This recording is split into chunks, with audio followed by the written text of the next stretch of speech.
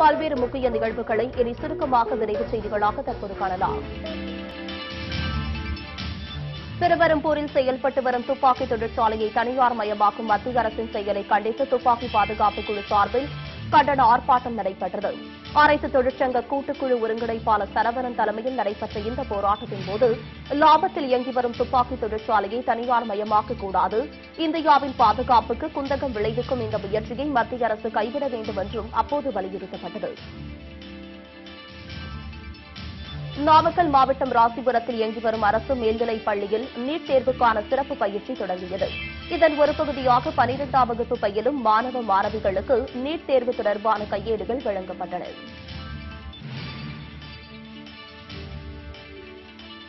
திண்டுக்கல் மாவட்டம் கொடைக்கானல் மற்றும் அதன் சுற்றுவட்டார பகுதியில் சுற்றித் திரியும் காட்டு எருமைகளால் அச்சுறுத்தல் ஏற்பட்டுள்ளதாக பொதுமக்கள் புகார் தெரிவிக்கின்றனர். நாயுடுபுரம், கங்கா காம்பவுண்ட் மற்றும் அதன் அரசு மருத்துவமனை வளாகம் என அனைத்து பகுதிகளிலும் காட்டெருமைகள் சுதந்திரமாக சுற்றித் திரிகின்றன. இதேபோல் மாவட்ட ஆட்சியர் வினை ஓய்வெடுத்துக் கொண்டிருந்த இல்லத்திலும் காட்டெருமை ஒன்று தனது குட்டியுடன் சுற்றித் திரிந்தது. வேலூர் மாவட்டம் அரக்கோணத்தில் இருசக்கர வாகனம் மோதி மூதாட்டி ஒருவர் உயிரிழந்தார். சித்தாம்பட்டி பகுதியைச் சேர்ந்த மூதாட்டி ஆண்டாள் என்பவர் அதே பகுதியில் மாடு மேய்த்துக் கொண்டிருந்ததாக அந்த வழியாக இருசக்கர வாகனம் மூதாட்டி மீது மோதியது. இதில் படுகாயமடைந்த அவர் மருத்துவமனைக்கு அழைத்துச் சென்றபோது அவர் உயிரிழந்து விட்டதாக மருத்துவர்கள் தெரிவித்தனர். கும்பகோணம் அரசினர் கலைக்கல்லூரியில் கடந்த 15 ஆண்டுகளுக்கு மேலாக பணியாற்றும் கௌரவ விரிவுரையாளருக்கு தேர்தலின் போது அளிக்கப்பட்ட வாக்குறுதியின் அடிப்படையில் தமிழக அரசு பணி நிரந்தரம் செய்ய வேண்டும் என வலியுறுத்தி ஆர்ப்பாட்டம் நடைபெற்றது. 4000 முதல் 15000 ரூபாய் வரை ஊதியம் பெறும் விரிவுரையாளர்களை நிரந்தரம் செய்யக் கோரி கல்லூரி நுழைவாயில் முன்பு ஆர்ப்பாட்டம் நடைபெற்றது.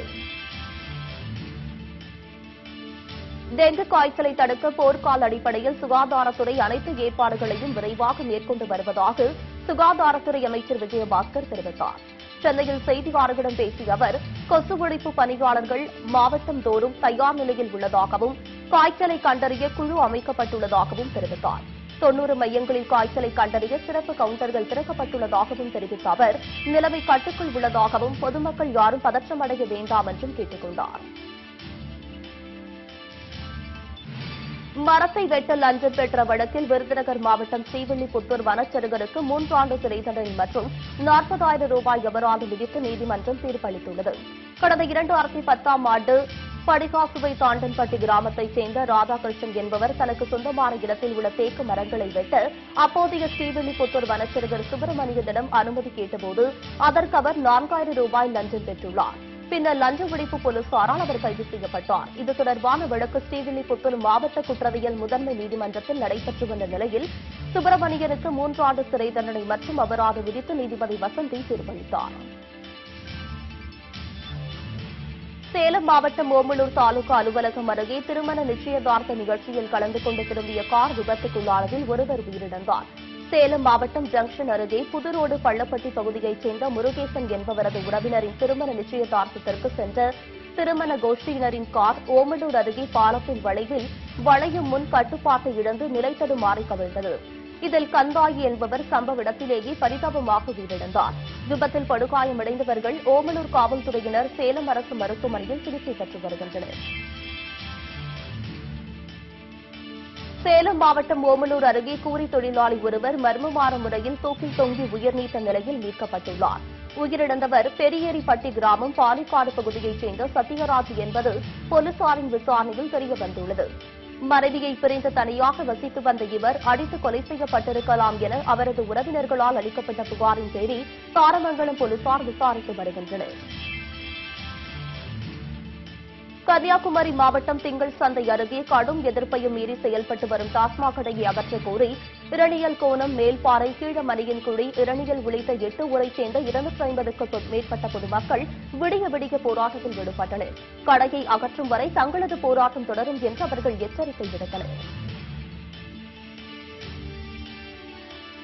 ரோம் ஷர்மிளா திருமணத்திற்கு எதிர்ப்பு எழுந்துள்ளது. இது தொடர்பாக பேத்துப்பாறையைச் சேர்ந்த சமூக ஆர்வலர் மகேந்திரன் கொடைக்கானல் சார்பதிவாளர் ராஜேஷிடம் மனு அளித்துள்ளார். கொடைக்கானல் மலைப்பகுதியில் பழங்குடியினர் அதிக அளவில் வாழ்வதாகவும் இவரது போராட்டம் தொடரும் என்ற அறிவிப்பால் கொடைக்கானல் நகர மற்றும் மலைப்பகுதியில் போராட்டக்களமாக மாறும் என்பதால் எதிர்ப்பு தெரிவித்துள்ளதாகவும் அவர் விளக்கம் அளித்துள்ளார்.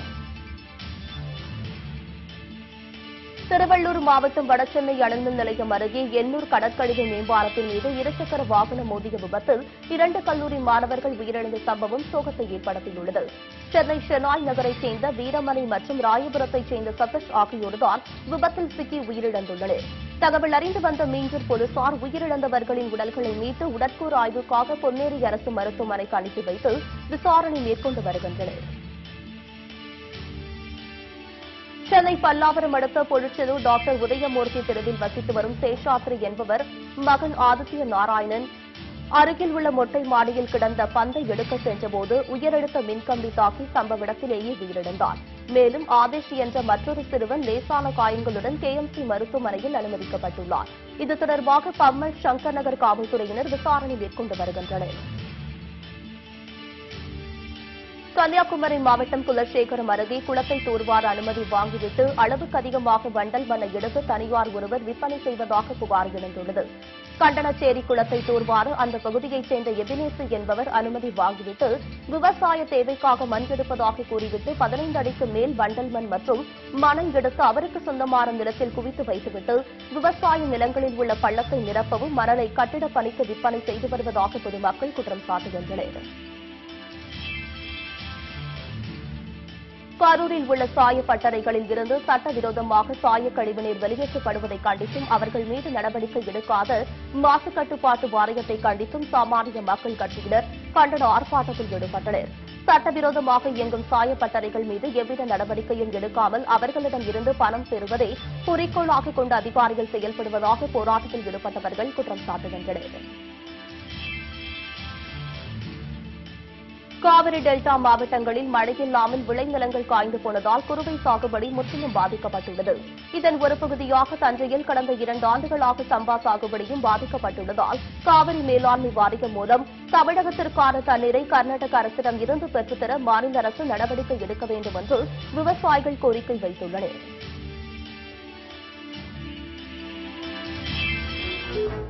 இத்துடன் இந்த செய்தி தொகுப்பு நிறைவடைகிறது. உண்மை செய்திகளை உள்ளது உள்ளபடி நடத்துடன் தெரிந்து கொள்ள தொடர்ந்து இணைந்திருங்கள். நமது கேப்டன் தொலைக்காட்சியுடன்